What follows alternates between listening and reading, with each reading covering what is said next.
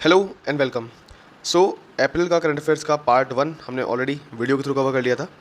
Part 2 and part 1 की PDF upload हो गई थी टेलीग्राम चैनल पे, जिसका लिंक आपको डिस्क्रिप्शन में मिल जाएगा। पार्ट 2 का जो वीडियो अपलोड नहीं हुआ था वो यही वीडियो है। इसमें हम साइंस एंड टेक और आगे की पोर्शंस को कवर करेंगे। ओके, नाउ फर्स्ट पार्ट में हमने कवर स्टोरी देख ली, नेशनल अफेयर्स देख लिए, इंटरनेशनल अफेयर्स देख लिए। अब बात करते हैं science and tech affairs and environmental affairs के बारे में। ठीक है, एंड जैसे कि आप जानते हो स्पोर्ट्स न्यूज़ एंड जो शॉर्ट न्यूज़ है, इन दोनों को मैं अलग से कवर कराऊंगा, एंड जिसको हम अगस्त में कवर करना स्टार्ट करेंगे, क्योंकि तब तक मैक्सिमम ज़्यादातर करंट अफेयर्स की मैगजीन आ जाएंगी। ठीक है, अगस्त तक की। फिर एक साथ फॉर एग्जांपल आप जानते हो जैसे कि मिलिट्री एक्सरसाइजेज होती हैं। ठीक है, सो मिलिट्री एक्सरसाइज मल्टीपल हो गई, सो उनकी पूरी लिस्ट बना के एक जगह याद कर ली। सो उससे याद करना ईजी होगा, प्लस ट्रिक्स भी बना सकता हूँ मैं, जिससे कि आपको अच्छे से ग्रास्प हो पाएंगी चीज़ें। फिर coming back to the news, so science and tech में न्यूज़ है कि इनसेट 3DS सेटेलाइट को सक्सेसफुली लॉन्च कर दिया है। किसने? इसरो ने। ठीक है, सो इनसेट 3DS याद रखना इसरो से रिलेटेड है। कहाँ से लॉन्च किया है?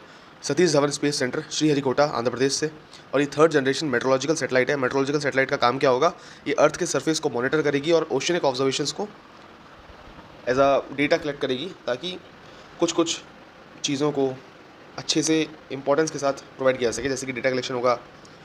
फिर डेटा कलेक्शन प्लेटफॉर्म बनाए गए हैं। ये सब इतना ज़्यादा याद रखने की ज़रूरत नहीं है, बट इतना याद रख लो कि अर्थ के सर्विस को मॉनिटर करेगी और ओशनिक ऑब्जर्वेशंस को देखेगी।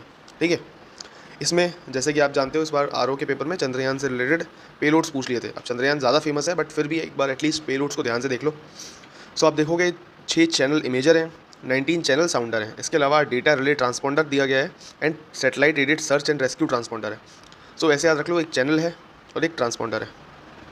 ठीक है, एटलीस्ट इतना तो याद रख सकते हो फर्स्ट बारी में। बाकी बार बार रिवीजन करोगे तो पूरा पूरा पढ़ लेना और चीज़ें याद हो जाएंगी।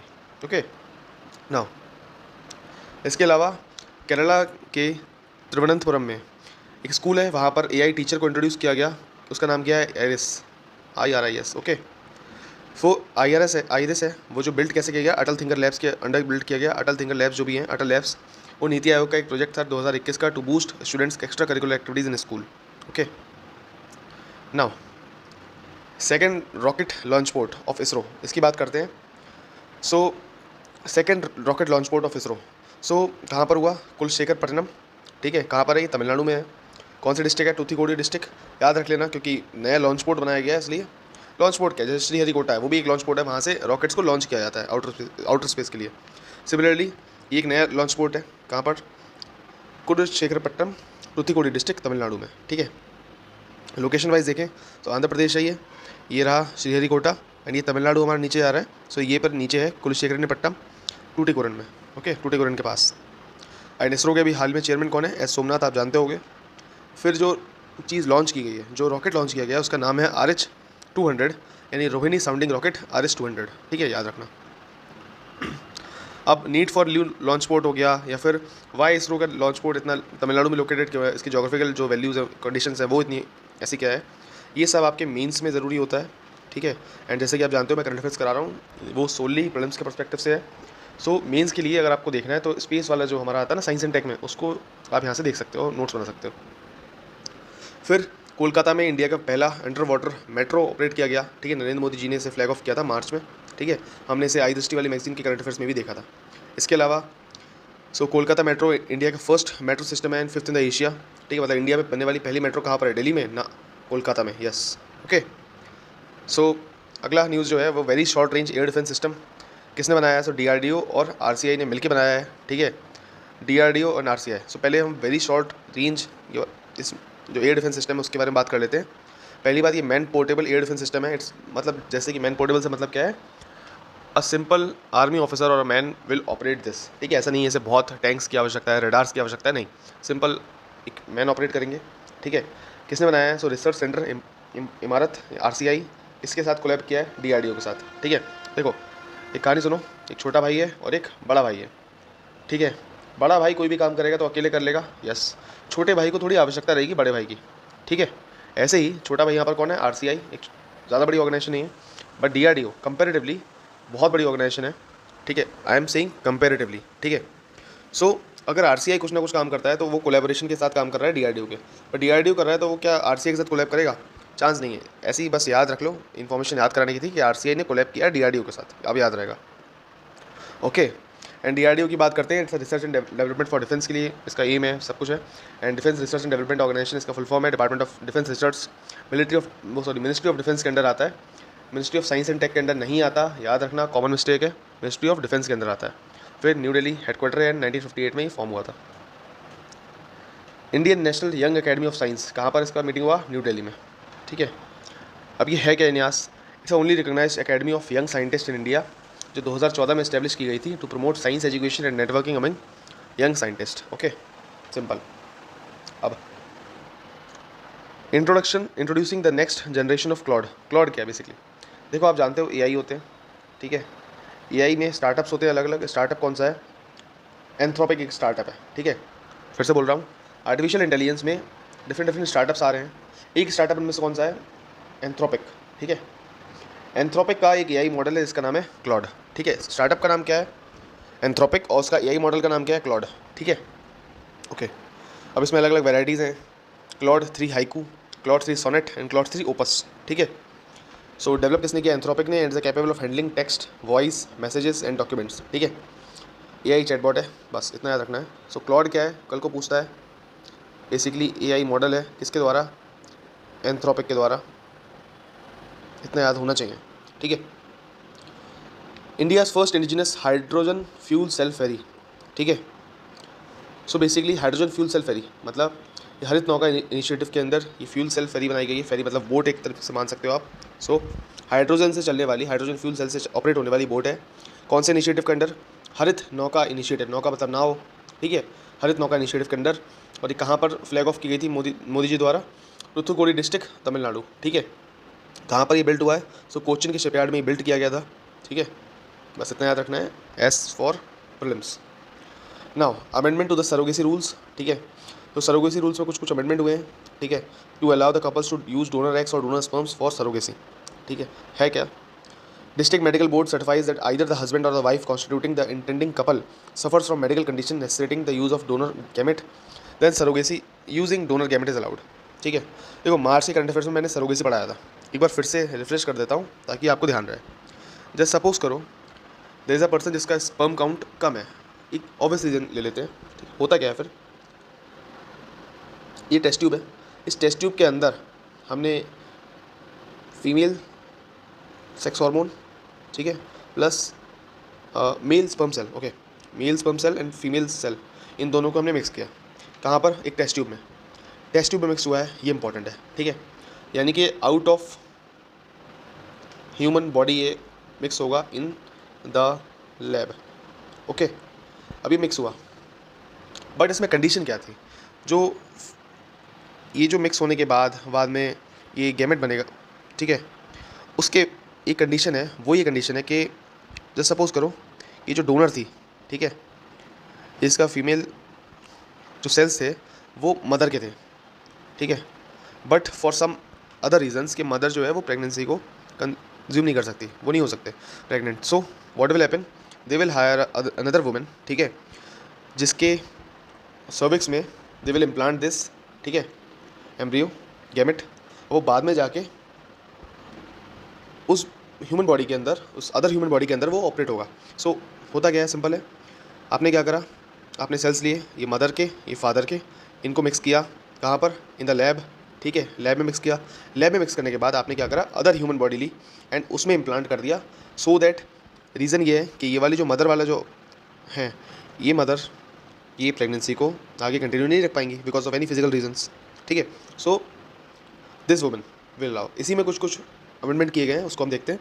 इसलिए आप सरोगेसी याद कर लेना, उसमें IVF हो गया, ठीक है, EVF हो गया, इन विट्रो फर्टिलाइजेशन हो गया, एम्ब्रियो ट्रांसफर टेक्निक हो गया, ETT, ये सब मैंने कराया था पहले, तो ध्यान से देख लेना एक बार, ठीक है। अब क्या अमेंडमेंट है, ठीक है। सो देखो, सिंपल है कि जो भी कपल्स हैं वो डोनर एग्स और डोनर स्पर्म्स को सरोगेसी में यूज़ कर सकते हैं, ठीक है।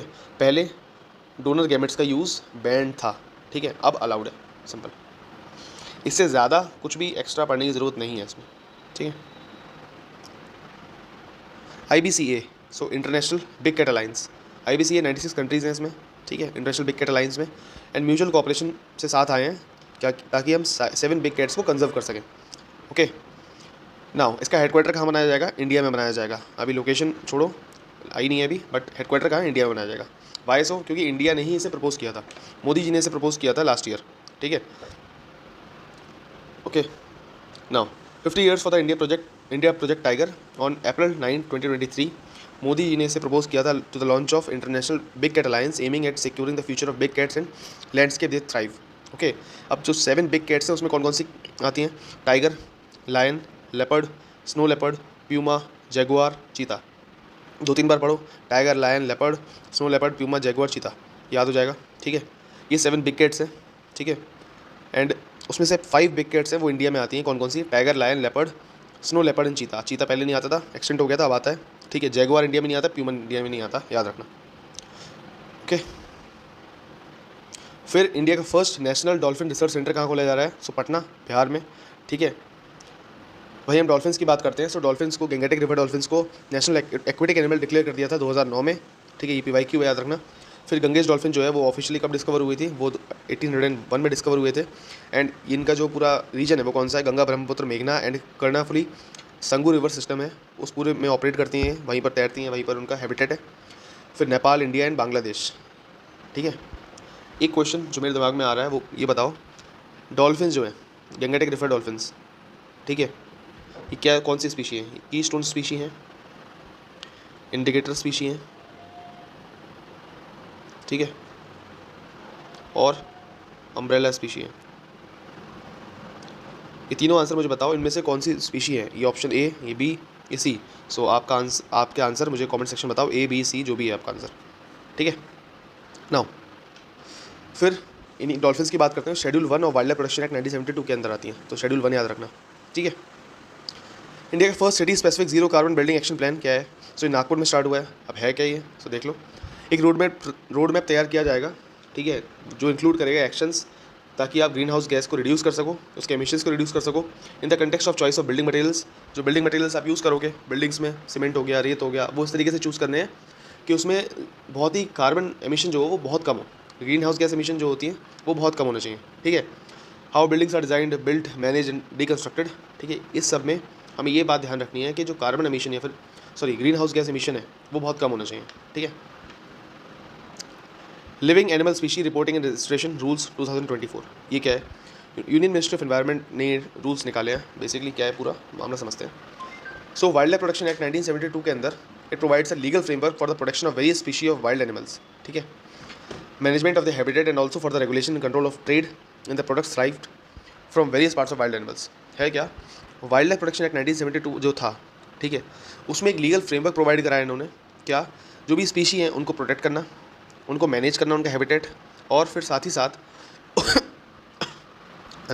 उनसे कोई भी प्रोडक्ट निकल रहा है, जैसे कि वूल निकला, ठीक है, उस वूल को हम कैसे, उनका ट्रेड होगा, इस सब को मैनेज करने के लिए जो लीगल फ्रेमवर्क बनाया गया था वो इसके अंदर बनाया गया था। अब उसमें एक था सेक्शन 49M जो प्रोवाइड करता था कि registration of possession, transfer and birth and reporting of death of the living scheduled animal species which is listed in the appendix of sites and listed in the schedule 4 of wild life protection act. Similarly है क्या ये बात कि इसके अंदर section 49M था जो बताता कोई भी एनिमल है, किसी का बर्थ हुआ है, किसी की डेथ हुई है, ठीक है, या फिर आप ट्रांसफ़र कर रहे हो, खरीद बेच रहे हो, उसके लिए भी कुछ रूल्स थे, ठीक है, वो बताता था सेक्शन 49M, ठीक है। एंड जो एनिमल्स की बात की गई वो कौन से थे, जो साइट्स में आते थे, ठीक है, एंड जो वाइल्ड लाइफ प्रोटेक्शन एक्ट 1972 के शेड्यूल 4 में आते थे, ठीक है। So further any transfer of possession and birth and death of such specimen shall be reported to the concerned wildlife warden through Parivesh portal. So अब करा क्या है इन्होंने, कोई भी ऐसा ट्रांसफ़र होगा, आपने क्या करा, किसी का बर्थ हुआ किसी एनिमल का जो कि शेड्यूल 4 में है, कोई भी ऐसा एनिमल जो शेड्यूल 4 में उसकी डेथ हो गई, ठीक है, जिसका आपने ट्रांसफ़र करा है, खरीद बेच किया है, इन तीनों चीज़ों को आपको क्या करेगा, आपको वाइल्ड लाइफ वार्डन जो होगा, चीफ वाइल्ड लाइफ वार्डन, उसको आपको रिपोर्ट करना पड़ेगा थ्रू परिवेश 2.0 पोर्टल। सो परिवेश 2.0 पोर्टल क्या है, किससे रिलेटेड है आपको पता होना चाहिए, ठीक है। फिर इसमें जो ये रिपोर्टिंग एंड रजिस्ट्रेशन करना है उसमें रूल्स में चेंजेस क्या किया है कि कंसर्न्ड वार्डन से आपको उसे रिपोर्ट करना है, ठीक है, सिंपल। अब साइट्स क्या है हमने अभी देखा, convention of international trade in endangered species of wild life फोना and flora, it regulates the trade in specimens of over 38,000 species world wide, ठीक है। 1973 में अडॉप्ट हुआ था, 1975 में फोर्स में आ गया था, और ये जेनेवा स्विट्जरलैंड में इसका हेडक्वार्टर है, सेक्रेटरीट है, ओके। तमिलनाडु शोर स्कीम, ठीक है, तमिलनाडु गवर्नमेंट ने तमिलनाडु टी एंड शोर स्कीम, ठीक है, नीथल मेच्ची एकम नाम से एक स्कीम लॉन्च की है to restore the coastal shores. देखो शोर जैसे कहते हैं ना, शोर एरिया, सो कोस्टल शोर जैसे कि बाहर ये कोस्टल रीजन है इंडिया का, ठीक है, उसको हम कहते हैं ऑफ शोर, ठीक है, इस टाइप से याद रखो। सो शोर से रिलेटेड याद रखो कोस्ट। सो कोस्टल रिसोर्सेज जितने भी होंगे आसपास के तमिलनाडु वाले डिस्ट्रिक्ट में, जैसे कि ये तमिलनाडु वाला रीजन है, इस तमिलनाडु में ये कोस्टल रीजन में 14 डिस्ट्रिक्ट्स आती हैं, ठीक है।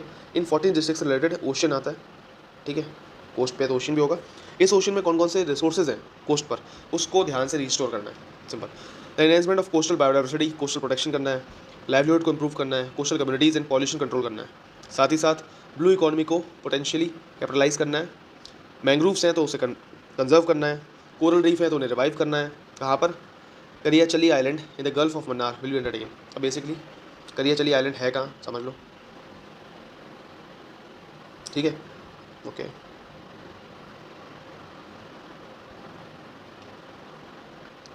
क्या हो गया सर? ओके, नो, ये इंडिया हमारा प्यारा भारत, ये श्रीलंका, ये ऐसे है। सो गल्फ ऑफ मन्नार यही है, ठीक है, गल्फ ऑफ मन्नार यहीं कहीं है। अभी जो गल्फ ऑफ मन्नार है, ठीक है, इस रीजन में यहाँ पर है करियाचली आइलैंड, ठीक है, एंड करियाचली आइलैंड्स आपको याद रखना है, ठीक है, ओके। सो लोकेशन वाइज हमने देख लिया करियाचली आइलैंड क्या है। करियाचली आइलैंड याद रखना कौन से उससे रिलेटेड है, क्योंकि न्यूज़ में है तो आ भी सकता है, कोई बड़ी बात नहीं है। And blue flag certification for 8 beaches, ये क्या है कैसे हैं, तो इसे मैं बाद में कवर करूँगा, क्योंकि because I am planning for mentorship program, वहाँ पर हम कवर कर लेंगे। 8 ब्लू फ्लैग बीचेज़ हैं इंडिया में, ठीक है, उनको हम लोकेशन वाइज देख लेंगे, याद कर लेंगे कहाँ कहाँ पर है, ओके, टेंशन नहीं। Rights of the forest dwellers in Thanthai Periyar sanctuary. So Periyar sanctuary कहाँ पर है? Thanthai Periyar sanctuary Erode district of Tamil Nadu में है, ठीक है। अब बेसिकली है कहाँ पर? Sathyamangalam tiger reserve of Tamil Nadu and Male Mahadeshwara wildlife sanctuary and Kaveri wildlife sanctuary of Karnataka, इन तीनों के बीच में आती है, ठीक है। अब ये पूरा मुद्दा क्या है, ठीक है, उसमें कुछ कंसर्न्स हैं, ठीक है, कुछ फॉरेस्ट ड्वेलर्स के राइट है, और फॉरेस्ट विलेजेस क्या होते हैं जानने की ज़रूरत नहीं है।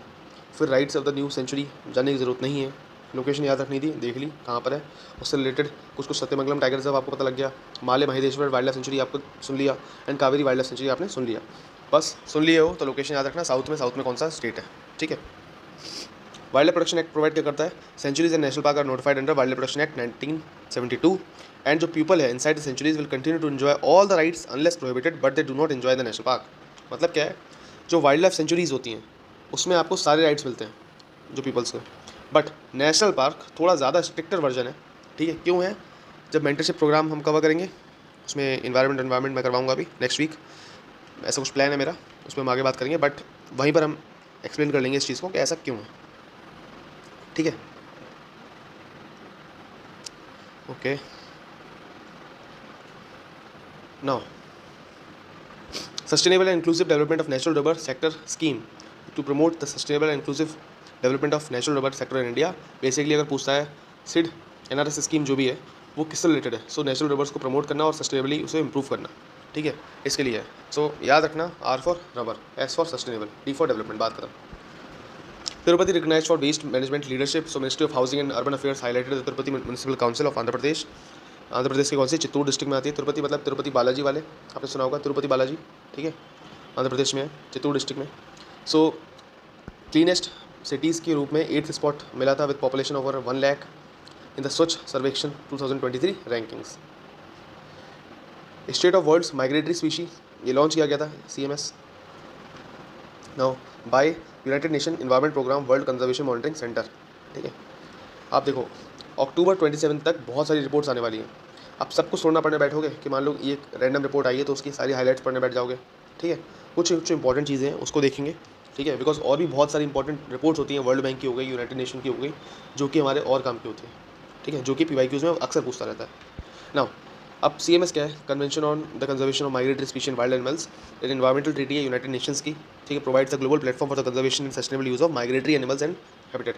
मतलब जो माइग्रेटरी एनिमल्स है, मतलब वो पक्षी, ठीक है, वो जानवर जो एक देश से दूसरे देश तक उड़ते रहते हैं, आते जाते रहते हैं, वो माइग्रेट करते रहते हैं, ठीक है, जैसे कि ऑलिव रिडली टर्टल हो गया, साइबेरियन क्रेन हो गई, ठीक है, इंडिया आते रहते हैं ये। सो उनको एक प्लेटफॉर्म प्रोवाइड किया है, उनका सस्टेनेबली यूज़ हो और उन्हें कंजर्व करें, ठीक है। यूनाइटेड नेशन एनवायरमेंट प्रोग्राम का WCMC, so United Nation environment program world conservation monitoring centre is a global centre of excellence on biodiversity and nature's contribution to society and economy. Okay, simple, इससे ज़्यादा कुछ भी याद रखने की सोचने की भी जरूरत नहीं है। सुप्रीम कोर्ट का interim order on the forest conservation act 2023। अब बेसिकली फॉरेस्ट कंजर्वेशन एक्ट की बात करते हैं, 1980 में आया था। Conceive to stop the razing of forest, मतलब रेजिंग मतलब जैसे हम रेजर यूज़ करते हैं ना फॉरेस्ट मतलब दाढ़ी काटने बियर्ड काटने के लिए, सिमिलरली रेजिंग यहाँ से शब्द जो हुआ है वो डिफॉरेस्टेशन से रिलेटेड हुआ है। ठीक है। Illegal timber felling in at Gudalur in Tamil Nadu let the supreme court to deliver Godavarman Thirumulpad judgment 1996। ठीक है। से जो गुदावर्मन जजमेंट था वो क्यों आया, बेसिकली इलीगली टिम्बर को काट रहे थे लोग, ठीक है, तमिलनाडु के गुडालूर डिस्ट्रिक्ट में, जिसके बाद से सुप्रीम कोर्ट ने इंटरवीन किया और सुप्रीम कोर्ट ने कहा that forest had to be protected respective of how they are classified. Basically government अलग अलग डिफरेंट टाइप से फॉरेस्ट को क्लासीफाई करती है, रिजर्व फॉरेस्ट, प्रोटेक्टेड फॉरेस्ट, इस टाइप से। सो उस क्लासिफिकेशन के बियॉन्ड जाके सुप्रीम कोर्ट ने ये कहा कि रिस्पेक्टिव आप उसे क्लासीफाई कैसे करते हो, फॉरेस्ट को प्रोटेक्ट करना आपका काम है and you have to protect it. ठीक है।